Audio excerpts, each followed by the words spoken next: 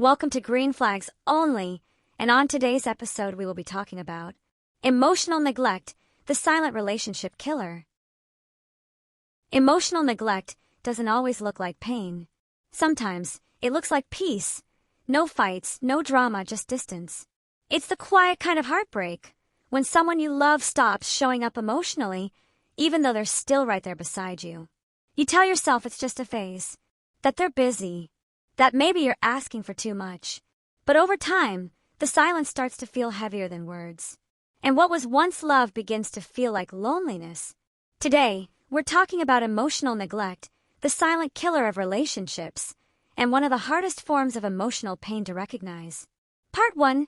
What emotional neglect really is. Emotional neglect isn't about what's done wrong, it's about what's missing. It's when your needs for connection, comfort, and emotional presence are ignored or dismissed. It's not loud like conflict. It doesn't explode. It fades, slowly, quietly, invisibly. You stop sharing your feelings because it doesn't seem to matter. You stop asking questions because you already know they won't really listen. And before long, you start editing yourself, hiding parts of your heart just to keep the peace. That's the danger. Emotional neglect doesn't break love suddenly. It erodes it, piece by piece, until there's almost nothing left. Part 2. How it feels to the person being neglected. It feels like being invisible. You're there physically, but emotionally, you're alone. You crave small gestures, eye contact, curiosity, empathy. But instead, you get silence. And you start wondering, am I asking for too much? Or do they just not care anymore? You might even start blaming yourself.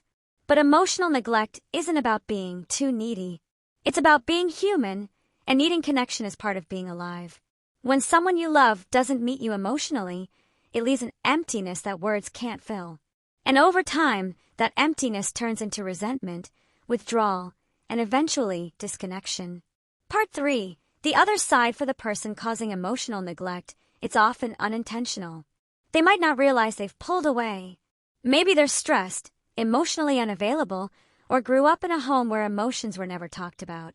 They think that no news is good news, that if you're not fighting, things are fine. But silence doesn't mean safety. It often means someone's quietly giving up. And emotional neglect isn't just absence.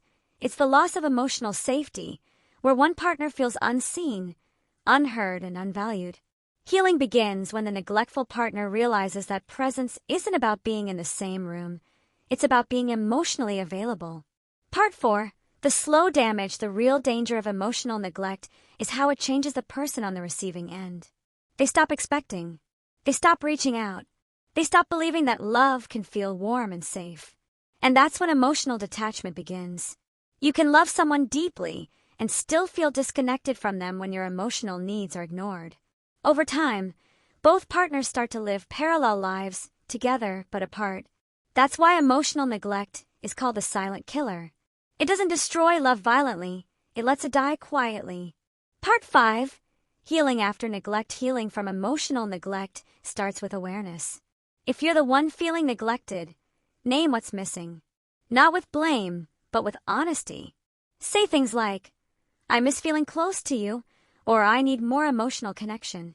If you're the one who's pulled away, start showing up again, not just with words, but with curiosity, attention, and empathy. Small moments of presence, asking how your partner really feels, giving reassurance, being attentive, can rebuild what silence once destroyed. Remember, love isn't just being there. It's being emotionally present.